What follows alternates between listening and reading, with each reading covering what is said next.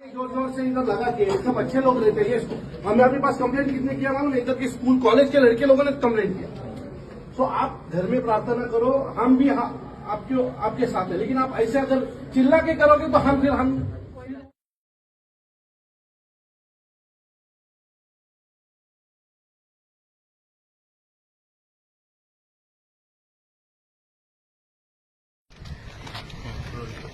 Jadhav sir, काय प्रकार आहे? एमएमआरडीएची बिल्डिंग आहे, कोणत्याही प्रकारची व्यवस्था या इमारतींमध्ये नाही आणि अशा वेळेस इकडे जो झालेला प्रकार हा काय आहे? तिथे काही मुलं राहिला आहेत, कॉलेजची मुलं राहिला आहेत आणि त्या मुलांनी आमच्याकडे तक्रार केली होती की दिवसातून 3 वेळा इथे एका स्पीकरद्वारे अदान दिली जाते. तर ही जागा जी आहे ती एमएमआरडीएची आहे.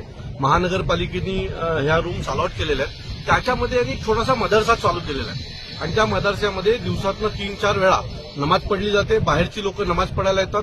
मुंबऱ्यातनं काही लोक इथे जे स्थलांतरित केलेले आहेत त्यांच्या मार्फत एक कृत्य चालू आहे. रोज संध्याकाळी इथे एक स्पीकरद्वारे अदान दिली जाते. जशी मस्जिदीवर मोठ्या प्रमाणात दिली जाते त्या पद्धतीचे अदान इकडे दिली जाते. आम्हाला संशय आहे की इथे अनेक वाईट विचारांची लोक इथे येतात आणि रेग्युलर इथे काहीतरी सुरू आहे. सो आज आम्ही पोलिसांसोबत इथे आलो होतो. पोलिसांना जो काही प्रकार घडला तो व्हिडिओच्या माध्यमातून त्यांना आम्ही दाखवलेला आहे. ते तिथे उपस्थित असताना अदान चालू होती. काही लोक त्या रूममध्ये नमाज पडत होती आणि हे सगळं पाहता ही पद्धत चुकीची आहे. ऑलरेडी सुप्रीम कोर्टाच्या गाईडलाईन्स आहेत की मस्जिदीवर लावता येत नाही. तर यांनी आता घरावर लावायला सुरू केलेले आहे आणि या सगळ्याचा विचार झाला पाहिजे.